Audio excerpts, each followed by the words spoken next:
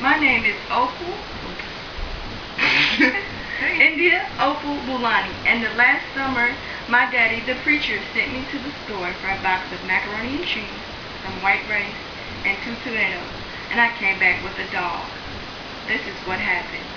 I walked into the produce section of the Winn-Dixie grocery store to pick out my 2 tomatoes, and I almost bumped right into the store manager. He was standing all red-faced and screaming and waving his arms around. "Who let a dog in here?" he kept on shouting. "Who let a dirty dog in here?" At first, I didn't see a dog. There were just a lot of vegetables rolling around on the floor, tomatoes, onions, and green peppers. And there was what seemed like a whole army of Winn-Dixie employees running around, waving their arms just the same as the store manager was waving his. And then a dog came running around the corner. He was a big dog and ugly. He looked like he was having a really good time. His tongue was hanging out and he was wagging his tail. He skidded to a stop and smiled right at me. I had never before seen a dog smile, but that was what he did. He pulled back his lips and showed all his teeth. Then he wagged his tail so hard that he knocked over some oranges off the display that went rolling everywhere, mixing with the tomatoes, onions, and green peppers. The manager screamed, "Somebody grab that dog!" The dog went running over to the manager, wagging his tail and smiled.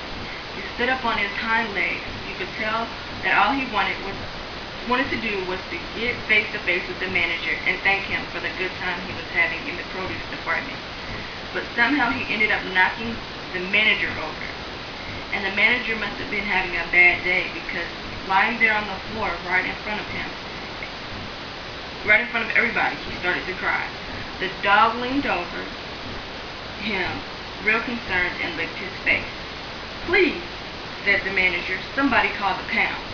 "Wait a minute," I hollered. "That's my dog. Don't call the pound." All the Winn-Dixie employees turned around and looked at me, knew I had done nothing big, and maybe stupid too, but I couldn't help it. I couldn't let that dog go to the pound. "Here, boy," I said. The dog stopped licking the manager's face and put his ears up in the air and looked at me like he was trying to remember where he knew me from. "Here, boy," I said again. Then he figured that the dog was probably just like everybody else in the world, and that he would just get called by a name. Only I didn't know what his name was, so I just said the first thing that came to my head. I said, "Here, Winn-Dixie." And the dog came over trotting to me, just like he had been doing it his whole life. The manager sat up, gave me a hard stare, like maybe I was making fun of him. "It's his name," I said. "Honest," the manager said. "Don't you know not to bring a dog into the grocery store?"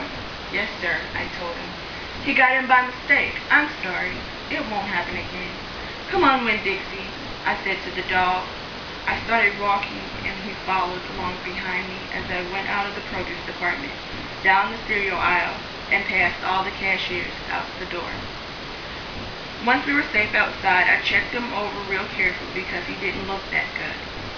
He was real big but skinny. You could see his ribs, and there were bald patches all over him, and where he didn't have any fur at all.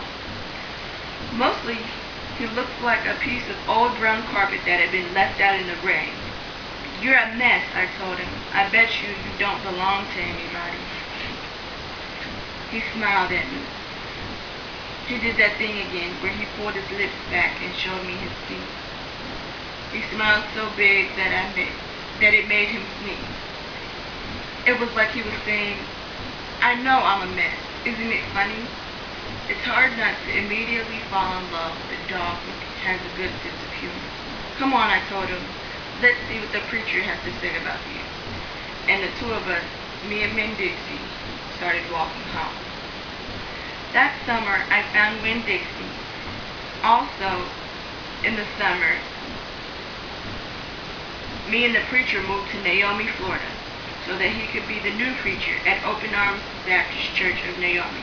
My dad is a really good preacher, a nice man, but sometimes it's hard for me to think about him as my daddy because he spends so much time thinking about preaching or getting ready to preach.